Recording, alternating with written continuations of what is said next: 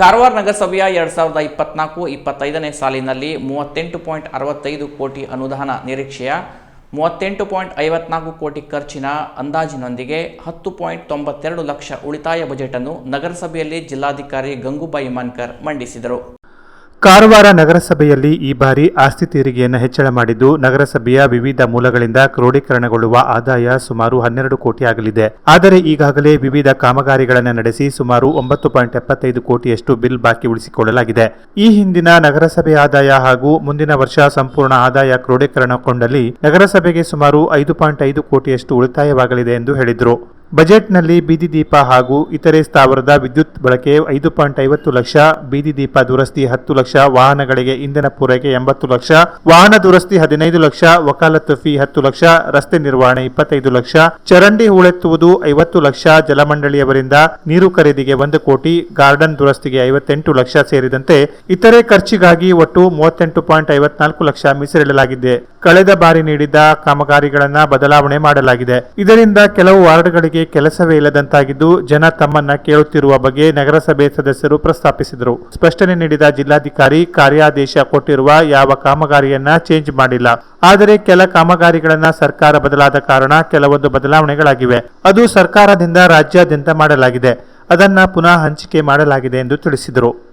ದೃಷ್ಟಿಯಿಂದ ಸರ್ಕಾರದ ಮಾರ್ಗಸೂಚಿಯಂತೆ ಈ ಬಜೆಟ್ ಅನ್ನ ಕೆಳಗಿನಂತೆ ತಯಾರು ಮಾಡಿದ್ದೀವಿ. ಕಾರವಾರ ನಗರಸಭೆ 24-25ನೇ ಸಾಲಿನ ಆಯವ್ಯಯದಲ್ಲಿ ಒಟ್ಟು ವಾರ್ಷಿಕ ಆದಾಯ 38,65,09,100. ಈ ಮೊತ್ತ ನಾವು ಈ ಸಾಲಿನಲ್ಲಿ ನಿರೀಕ್ಷಣೆ ಮಾಡಿದ್ದೇವೆ. ಈ ಮೊತ್ತದಲ್ಲಿ 38 ಪ್ರಸಕ್ತ ಸಾಲಿನಲ್ಲಿ ಖರ್ಚು ಮಾಡಲಾಗಿ ಅಂದಾಜಿಸಲಾಗಿದ್ದು 10,92,600 ಉಳಿತಾಯ ಮೊತ್ತದ ಆಯವ್ಯಯವನ್ನು ನಾವು ಮಂಡಿಸಿದ್ದೀವಿ.